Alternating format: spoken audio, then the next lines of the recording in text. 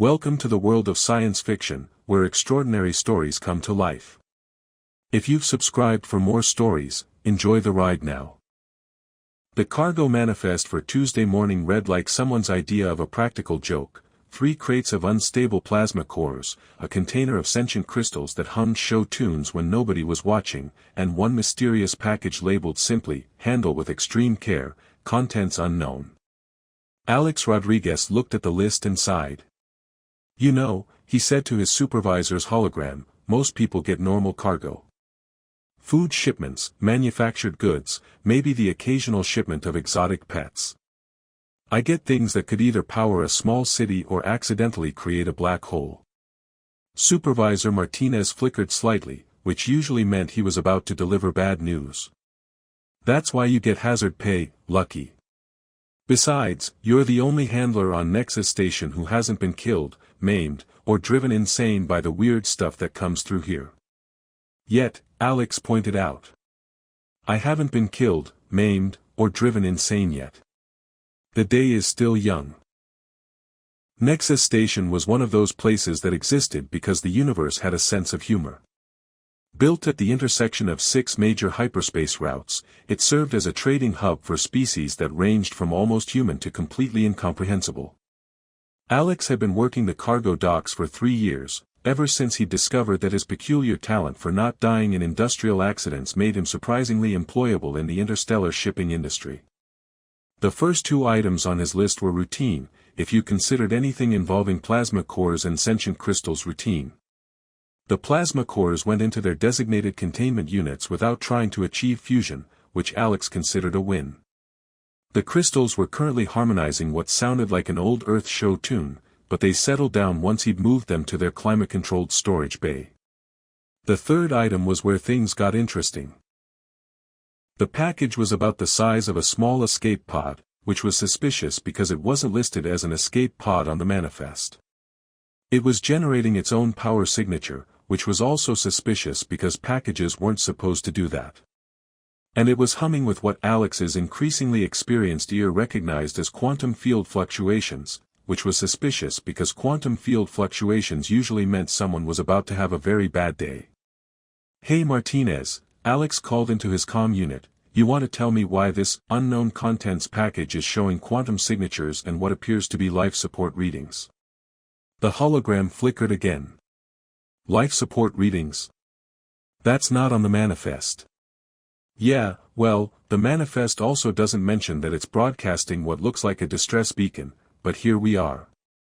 Alex circled the container, noting that it was definitely not standard shipping equipment. The hull was some kind of biometallic composite that seemed to shift color depending on the viewing angle, and there were what looked like diagnostic displays built into the surface. All of them were flashing red, which in Alex's experience was the universal color for, something has gone terribly wrong. "Martinez, I'm looking at what is very obviously an escape pod containing what appears to be a living being in distress. Want to explain how that ended up on my cargo manifest as, contents unknown? I'm checking with dispatch. Stand by." Alex didn't stand by. Instead, he did what 3 years of handling dangerous cargo had taught him to do: he started looking for a way to help whatever was inside the pod before it stopped being inside the pod and started being spread across several cubic meters of cargo bay. The diagnostic displays were in a script he didn't recognize, but the bio readings were universal enough. Someone inside was alive, but their vital signs were fluctuating in ways that suggested they wouldn't be alive much longer without intervention. "Right," Alex said to himself, "let's see if I can figure out how to open alien life support systems without accidentally killing anyone." He placed his hands on what looked like the main control interface, and immediately felt that familiar warm tingling that meant he was interfacing with technology that should have been completely incompatible with human physiology. The escape pod systems responded to his touch like they'd been waiting for him specifically. The bio reading stabilized first, life support systems shifting into a more efficient configuration. Then the hull began to transparent, revealing the pod's occupant. Alex's first thought was that she was beautiful. His second thought was that she definitely wasn't human. Her skin had a subtle silver-blue tint that seemed to shimmer in the cargo bay's lighting, and intricate patterns of bioluminescence traced lines across her face and arms, pulsing gently in rhythm with what he assumed was her heartbeat. Her ears were elongated and delicately pointed, and her hair was white as starlight. His third thought was that she was in serious trouble. "Martinez," Alex called into his comm, "I need a medical team down here immediately. And maybe someone who speaks, whatever language this is." "Rodriguez, dispatch says that pod wasn't supposed to be on your manifest. It's not in our system at all." "Well, it's definitely in my cargo bay, and it definitely contains someone who needs medical attention." Alex was still interfacing with the pod systems, trying to stabilize the occupant's condition. "Also, this technology is responding to me like we're old friends, which is usually a sign that my day is about to get very complicated." The pod's occupant stirred, her eyes fluttering open. They were violet, with flecks of gold that seemed to swirl in patterns Alex found oddly hypnotic. She looked at him with confusion, then recognition, then something that might have been relief. "Human," she whispered in accented but clear standard Galactic. You can touch the quantum fields." "Yeah, that seems to be my thing." "Don't try to move too much, you've been through some kind of trauma." "Medical team is on the way." She struggled to sit up anyway, her bioluminescent patterns flaring brighter. "No. No medical team. They cannot know. The rebels, they think I am dead. It must stay that way." "Rebels? Lady, I don't know what kind of political situation you're from, but you need medical attention." "I am." She paused, as if deciding how much to reveal. "I am Princess Kira of the Zephyrian Empire.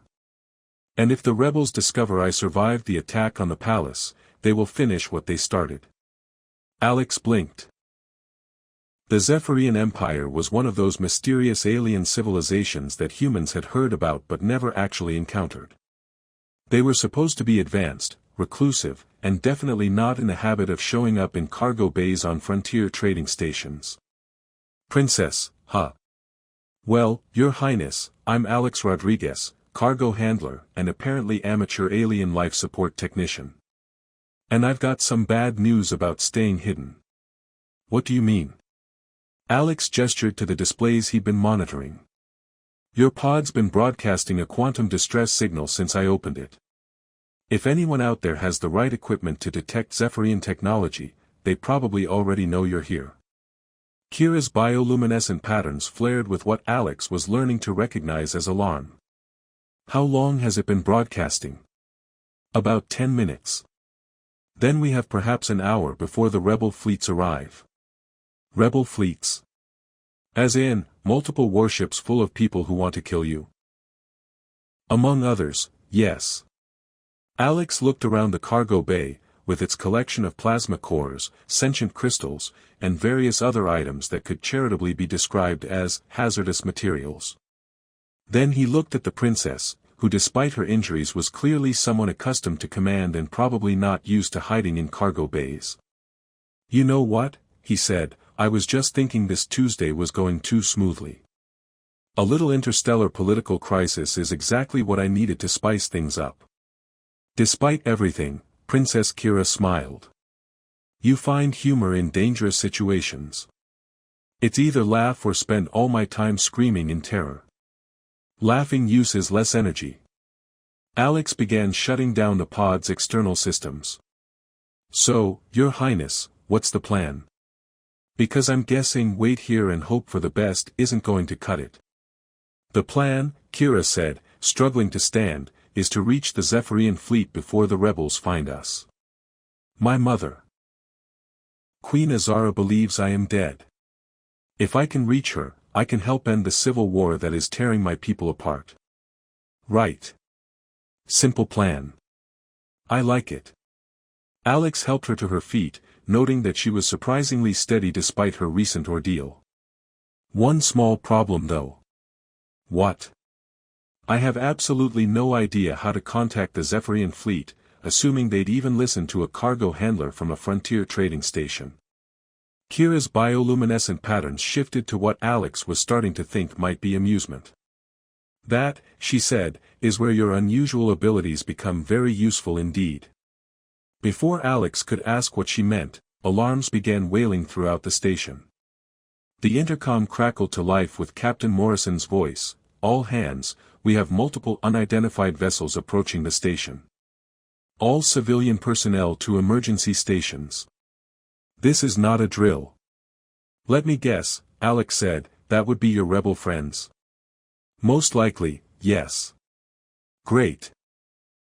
Well, Your Highness, it looks like we're about to find out just how complicated my day can get." The first explosion shook Nexus Station like a child's toy in the hands of a very angry giant. Alex grabbed Princess Kira's arm to steady her as the artificial gravity fluctuated, sending loose cargo containers sliding across the bay floor. "Okay," he said, "so they're not here for a friendly diplomatic chat." "Rebel forces rarely are," Kira replied, her bioluminescent patterns now pulsing in rapid, agitated sequences. "They will attempt to board the station and search for me. When they do not find my body, they will assume I survived and intensify their efforts." "Right. So we need to not be here when they start their search." Alex grabbed his emergency kit and started moving toward the cargo bay's exit. "Any suggestions on how two people evade what I'm assuming are trained military forces with superior technology and a really bad attitude?" "Actually, yes." Kira moved to the nearest cargo transport, a small but fast vessel designed for moving dangerous materials between stations. "Can you interface with this ship's systems?" Alex looked at the transport's control panel, which featured the usual collection of human-designed interfaces plus a few modifications he didn't recognize. "Probably." "Why?" "Because this transport has been modified with Zephyrian quantum drives. I can sense the resonance patterns from here." "Wait, what?" Alex stared at the ship. "We have Zephyrian technology on this station. Black market salvage, most likely. Your people are quite enterprising when it comes to reverse engineering alien technology." Kira's patterns shifted to what might have been approval. "The drives are not properly calibrated for human use, but with your abilities and my knowledge, we might be able to actually use them without accidentally jumping into a star." "That is the theory, yes." Another explosion, closer this time. Through the cargo bay's observation windows, Alex could see sleek, biometallic ships that looked like they'd been grown rather than built. They moved with fluid grace that human ships never quite managed, and their weapons created energy patterns that made the station's shields fluctuate like soap bubbles. "Right, let's test that theory." Alex moved to the transport's pilot station and placed his hands on the control interfaces. Immediately, he felt the familiar warm tingling, but stronger than usual. The ship's systems responded to his touch, but there was something else there, a resonance pattern that felt almost musical. "The quantum drives," Kira explained, moving to what appeared to be a co-pilot station. "They respond to harmonic frequencies as much as direct control inputs." "May I be my guest, Your Highness?" "At this point, I'm open to any suggestions that don't involve us being captured by angry rebels." Kira placed her hands on the secondary controls, and suddenly the ship came alive in ways Alex had never experienced. The quantum drives hummed with harmonious frequencies that seemed to resonate through his bones, and the navigation systems began displaying star charts with precision that made standard human instruments look like finger paintings. "Whoa," Alex breathed. "This is like the ship is singing." "In a sense, it is. Zephyrian technology is based on quantum harmonics rather than brute force engineering. Our ships work with the natural frequencies of spacetime rather than fighting against them. That's either the most beautiful thing I've ever heard, or the most terrifying, depending on whether it actually works." The cargo bay's main doors began to cycle open, not because Alex had opened them, but because something was cutting through them from the outside. Sparks showered down as energy weapons sliced through the reinforced metal. "I'd say we're about to find out," Kira said. Alex initiated the transport's launch sequence, and the ship lifted off with a smoothness that made human shuttles feel like flying bricks. The quantum drives engaged with a sound like celestial music, and suddenly they were accelerating at speeds that should have turned them both into paste against the bulkheads. Instead, Alex felt like he was floating in warm honey that happened to be moving at significant fractions of light speed. "This is incredible," he said, watching the station fall away behind them. "How are we not dead from acceleration?" Inertial compensation fields. The ship creates a localized space-time bubble that. Kira paused as she noticed Alex's expression. "You are not really interested in the technical explanation, are you? I'm more of a push buttons and hope things work kind of guy. Though I have to admit, this is a lot more fun than my usual cargo runs." Behind them, the rebel ships were giving chase, their biometallic hulls gleaming as they adjusted course to intercept.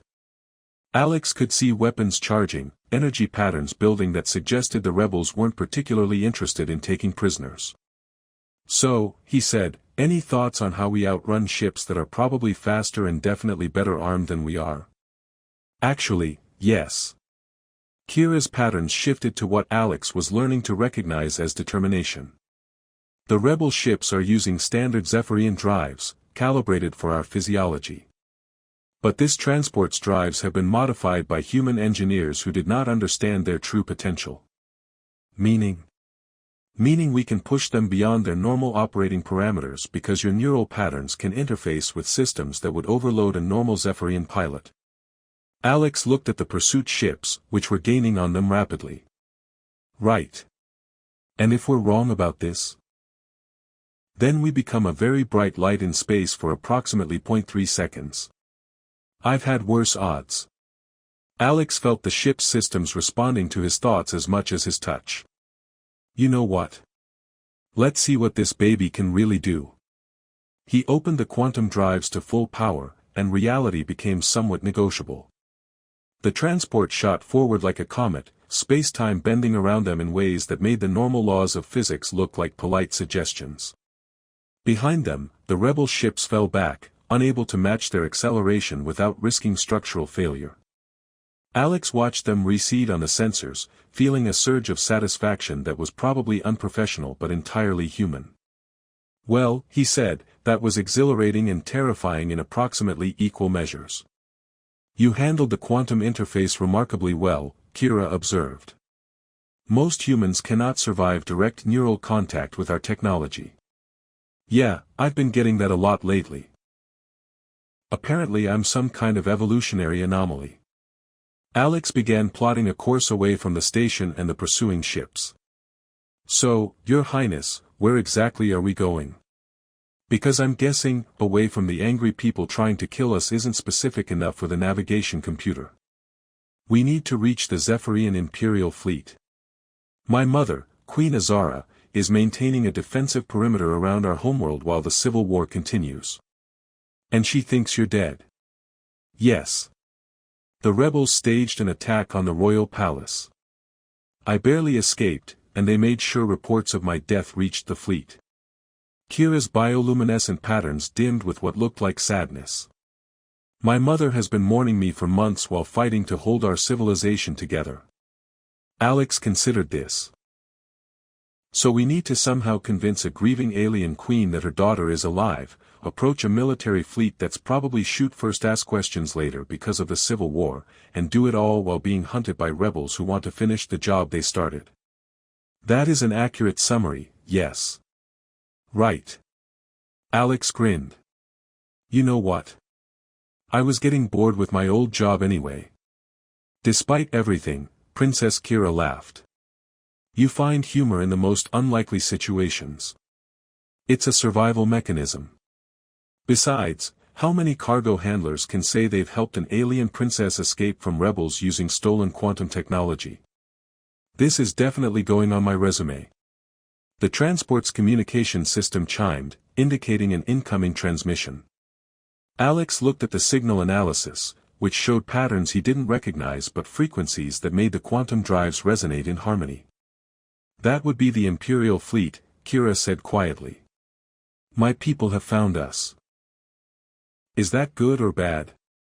That, Kira said, her patterns shifting to what might have been nervous anticipation, depends entirely on whether my mother is willing to believe that the dead can return to life. Alex looked at the approaching signatures on the sensor display, massive ships that dwarfed anything in the human fleet, moving with the same fluid grace as the rebel vessels but on a scale that suggested serious military power. Well, he said, I guess we're about to find out if your mom has a sense of humor about these things. The Zephyrian Imperial flagship was less a ship and more a floating crystal palace that happened to be capable of interstellar travel. Alex stared through the transport's viewports as they approached, watching bioluminescent patterns flow across the vessel's hull like liquid starlight. You know, he said, when I imagined meeting alien royalty, I pictured something a bit more metallic. Maybe some imposing gray corridors and lots of ominous humming machinery. Zephyrian architecture grows rather than being built, Princess Kira explained. The ship is a living system, adapted to space travel over generations. Living system. Right. Alex watched tendrils of crystalline material extend from the flagship to guide their transport into what he assumed was a docking bay. Does that mean the ship has feelings? Because I'd hate to accidentally hurt its feelings on my first visit. The ship is aware, but not sentient. Think of it as a very large, very sophisticated plant. A plant that can travel faster than light and probably has weapons that could turn a small moon into cosmic dust.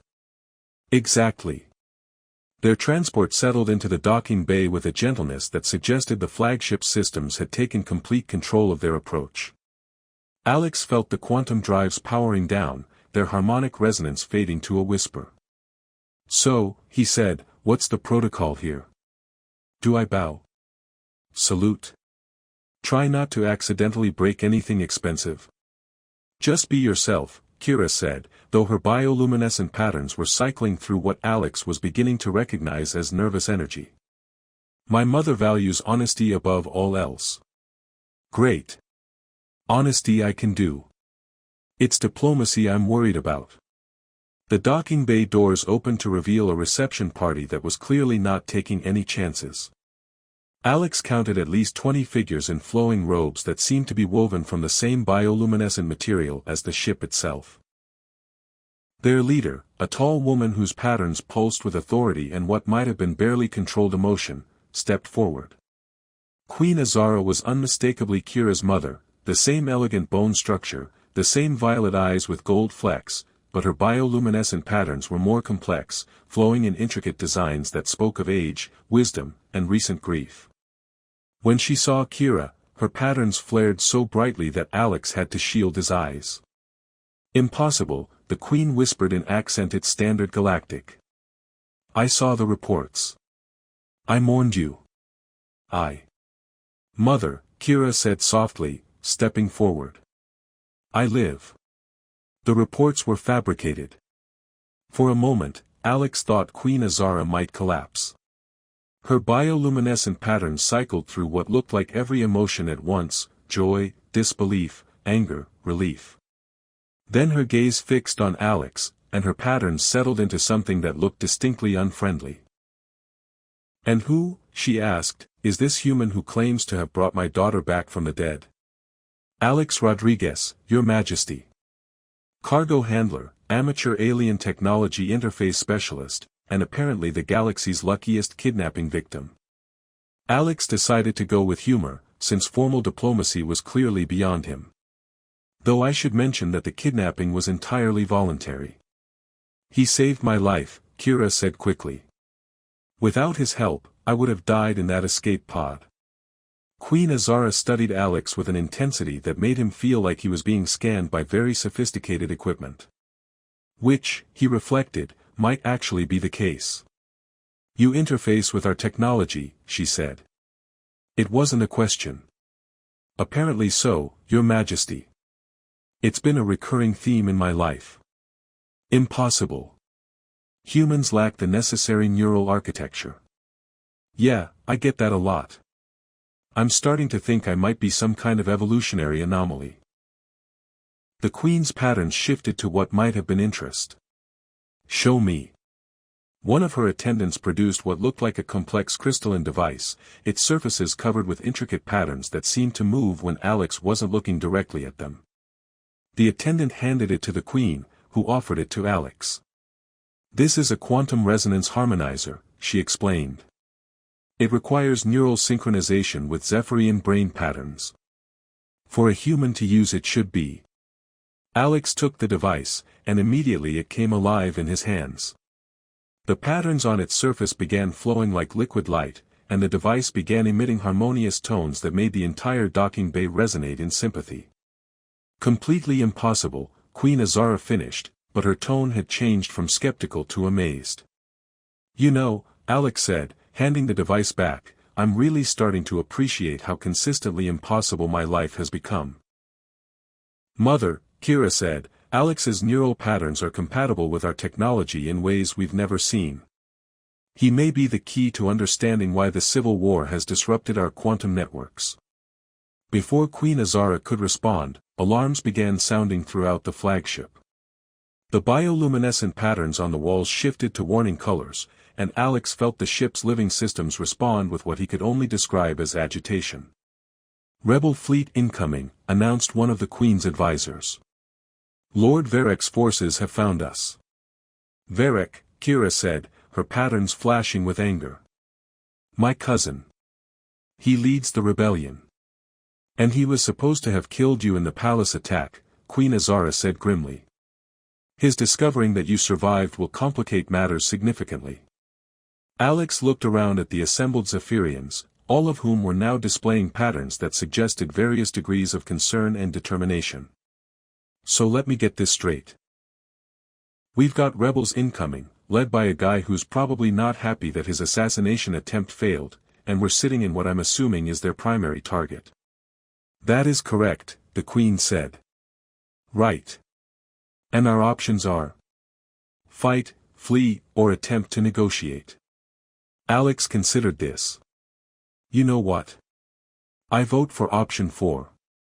Which is something completely unexpected that hopefully confuses everyone long enough for us to figure out what we're actually doing." Despite everything, Queen Azara smiled.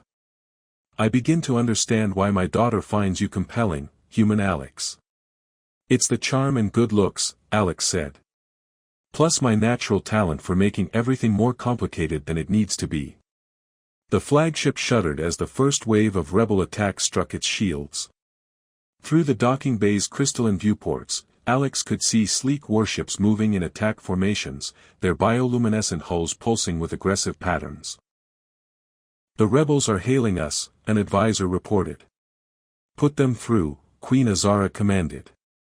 The communication display shimmered to life, revealing a figure who looked enough like Kira to clearly be family, but whose bioluminescent patterns pulsed with what Alex was learning to recognize as barely controlled fury. "Aunt Azara," Lord Varek said, his voice carrying the kind of cold politeness that suggested imminent violence. "I understand you have something that belongs to me. Your cousin belongs to no one, Varek. Least of all to someone who tried to murder her. The old ways are dying, Azara. The Empire needs new leadership, not outdated traditions of hereditary rule. And you believe assassination and civil war are preferable to peaceful succession?" Varek's patterns flared. "I believe survival requires adaptation. But we can discuss philosophy later. First, you will surrender my cousin to me." "Over my dead body," Queen Azara said flatly. "That can be arranged." The transmission cut off, and immediately the rebel fleet opened fire in earnest. The flagship's shields flared as energy beams struck home, and Alex felt the ship's living systems respond with what he could only describe as pain. "Okay," he said, "I'm officially voting for option 4 now." "What did you have in mind?" Kira asked. Alex looked at the quantum harmonizer the Queen was still holding, then at the bioluminescent patterns flowing through the ship's walls, then at the rebel fleet attacking outside. An idea was forming, one that was either brilliant or completely insane. "Your Majesty," he said, "how would you feel about letting a human interface directly with your flagship's quantum network?" Queen Azara stared at him. That would either create a harmonic resonance powerful enough to disable the rebel fleet, or it would destroy both you and my ship. Right. And what are the odds on that first option?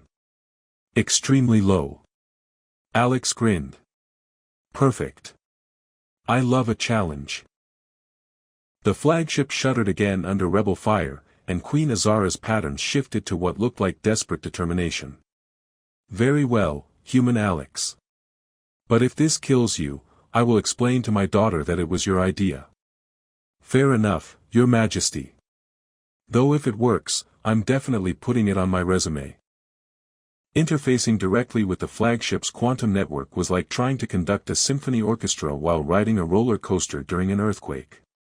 Alex placed his hands on the primary control interface and immediately felt his consciousness expand across the entire ship's living systems. He could sense every part of the vessel, the bioluminescent hull responding to damage, the quantum drives harmonizing with spacetime, the weapon systems charging with crystalline energy. But more than that, he could feel the ship's personality, for lack of a better word. It was ancient, wise, and deeply concerned about the battle raging around it. This is either the most incredible thing I've ever experienced, Alex said through gritted teeth, or I'm having the most vivid hallucination of my career. The ship recognizes you, Queen Azara said, her patterns flashing with amazement. It's never done that with anyone except members of the royal family. Princess Kira moved to the secondary interface, and suddenly Alex felt her presence in the network alongside his own. Her consciousness was like music made of starlight, harmonizing perfectly with his own more chaotic human thought patterns. Together, she said, and Alex felt her meaning more than heard her words. We can amplify the ship's quantum resonance beyond normal parameters. Right. And this will do what, exactly? Theoretically, create a harmonic cascade that will disrupt the quantum matrices in the rebel ships. And practically? We're about to find out. The rebel fleet pressed their attack, energy beams striking the flagship's shields with increasing intensity. Alex felt each hit like a personal insult, and the ship's systems responded to his emotional state by shifting defensive patterns to more aggressive configurations. Interesting, Queen Azara observed. The ship is adapting its responses to your neural patterns. You're making it more human. Is that good or bad? Given that we're outnumbered 3-1, I'd say it's necessary. Alex reached deeper into the ship's systems, feeling Kira's consciousness guiding him through quantum pathways that human science barely understood. Together, they began to synchronize the flagship's entire harmonic resonance with frequencies that should have been impossible to maintain. The effect was immediate and dramatic. The ship's bioluminescent patterns shifted to colors Alex had never seen before, and the quantum drives began emitting tones that seemed to resonate through the fabric of space itself. Alex, Kira said urgently, the cascade is building beyond safe parameters. Safe is relative, Alex replied, feeling power building in the ship's systems like a storm gathering strength. Besides, when has anything about this situation been safe? Lord Varek's voice cut through the communication channels. What are you doing, Azara? Those quantum signatures are impossible. Adaptation, nephew, Queen Azara replied calmly. Something your rebellion seems to have forgotten. The harmonic cascade reached critical threshold, and suddenly every Zephyrian ship within 100,000 kilometers began resonating in perfect synchronization. The rebel vessels found their weapon systems fluctuating wildly as their quantum matrices struggled to maintain coherence. But the cascade didn't stop there. Alex felt the resonance expanding beyond the immediate battle, reaching out to touch every Zephyrian quantum network in the system. The Civil War had been fought largely through disrupting these networks, breaking the harmonic connections that held their civilization together. Now, with Alex and Kira working in perfect neural synchronization, those connections were being restored on a scale no one had thought possible. By the ancient harmonies, Queen Azara breathed, you're reunifying the entire quantum grid. Is that good? Alex asked, though he was beginning to suspect he already knew the answer. That's impossible. The Civil War shattered those connections permanently. Yeah, well, impossible seems to be my specialty these days. Across the Zephyrian system, quantum networks that had been silent for months suddenly came back online. Communication grids restored themselves, transportation systems synchronized, and the harmonic frequencies that had regulated Zephyrian society for millennia began flowing freely once again. The effect on the rebel fleet was immediate and decisive. Without the quantum disruption that had been their primary weapon, Lord Varek's forces found themselves facing not just the royal flagship, but a unified network of loyalist ships that were now operating in perfect harmony. "Cease fire," came Varek's voice over the communication channels. "All rebel ships, cease fire and stand down." "Nephew," Queen Azara said, "perhaps you'd like to explain why you thought civil war was preferable to peaceful succession." There was a long pause before Varek replied. "The quantum networks were failing, Azara. Our civilization was collapsing. I thought only radical change could save us. And instead, you accelerated the collapse by fragmenting our society further." "Yes." Varek's bioluminescent patterns, visible on the communication display, showed what looked like genuine remorse. "I see that now." Alex slowly withdrew his consciousness from the ship's quantum network, feeling oddly empty as the connection faded. Kira's hand found his, and he felt some of that emptiness fill with warmth. "So," he said, "did we just accidentally end a civil war?" "You restored our civilization's neural network," Queen Azara said, her patterns showing something that might have been awe. "Something that our greatest scientists said was impossible." "Right. I'm definitely putting that on my resume." "Alex," Kira said softly, "there's something else. The quantum resonance, it's changed us. Both of us." Alex looked at her, and suddenly he could sense her thoughts more clearly than before, feel her emotions as if they were his own. The harmonic synchronization had created a permanent neural link between them. "Oh," he said. "That's new." "The bonding resonance," Queen Azara observed. "I've read about it in the ancient texts, but never seen it occur. You two are now permanently linked at the quantum level. Is that good or bad?" "For my daughter." "Good. For the future of human-Zephyrian relations?" "Potentially revolutionary." Alex considered this. "So let me get this straight. I went from being a cargo handler to being half of the first human-Zephyrian quantum-bonded couple, accidentally ended a civil war, and established diplomatic relations between two species. That appears to be correct, yes." "Huh." Alex looked around at the assembled Zephyrians, all of whom were displaying patterns that suggested various degrees of amazement and approval. "You know what? I think I like this job better than cargo handling. The position of human ambassador to the Zephyrian Empire does come with excellent benefits," Queen Azara said with what Alex was learning to recognize as Zephyrian humor. "Does it come with hazard pay? Because I have a feeling this job is going to involve a lot of impossible situations." "Undoubtedly." "Perfect." Alex grinned. "When do I start?" 6 months later, Alex Rodriguez was still getting used to living aboard a crystalline palace that traveled between star systems. His official title was Special Advisor on Human-Zephyrian Technological Integration, but everyone just called him the human who makes impossible things possible. He'd established formal diplomatic protocols between the two species, helped design hybrid technologies that combined human ingenuity with Zephyrian quantum harmonics, and somehow managed to not accidentally start any interstellar wars. "You know," he said to Princess Kira as they stood on the flagship's observation deck, watching the Zephyrian homeworld rotate slowly below them, 6 months ago the most exotic thing in my life was occasionally handling shipments of sentient crystals. Do you miss it?" Kira asked, her patterns showing gentle amusement. "The simple life of a cargo handler? Are you kidding? I get to work with technology that most humans can't even pronounce, I'm helping to build bridges between civilizations, and I'm quantum bonded to the most beautiful princess in the galaxy." "Only the most beautiful?"